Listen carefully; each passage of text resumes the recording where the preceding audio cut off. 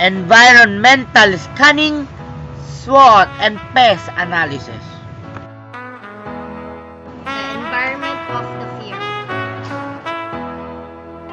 The business firm's environment refers to the conditions and elements that define its operation and determine its success. There are two types of the firm's environment. These are the internal and external environment. The internal environment consists of elements that have a direct impact on the business operation. The external environment consists of factors that have indirect but significant influence on the operations of the business. These factors, however, cannot be controlled by the firm. There are two types of external environment. Microenvironment, also known as the operating environment. The factors in this environment have a direct relevance to the business operation but are uncontrollable to a certain extent. Macroenvironment, also known as the general environment. The factors in this environment are beyond the control of the firm but are important determinants of success.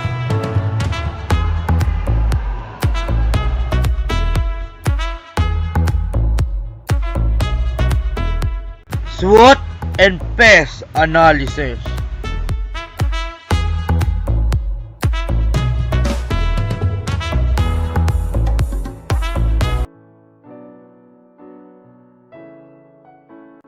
What is SWOT analysis?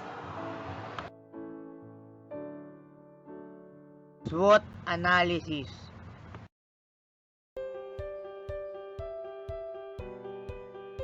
Let's take a look.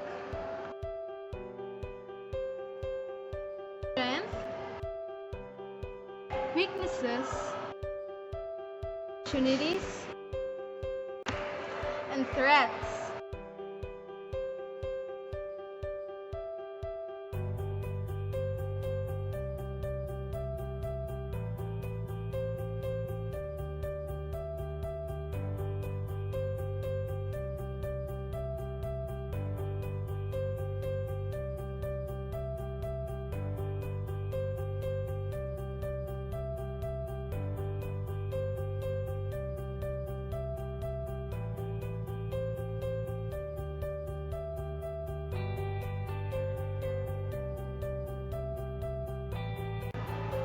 Let's look at a SWOT analysis example. Meet Joe, a downtown florist.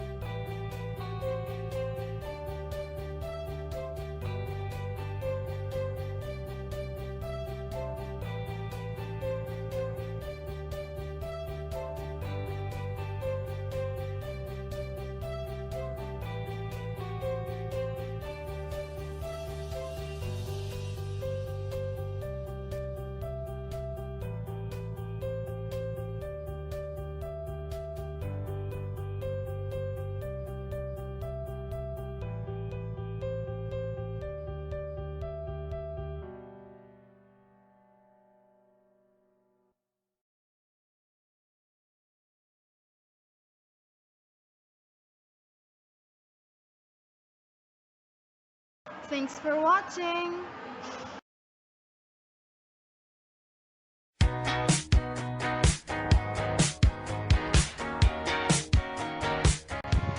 What is PES analysis?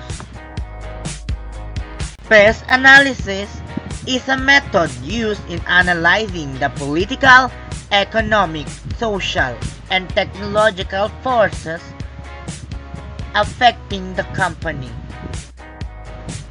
Political factors. Economic factors.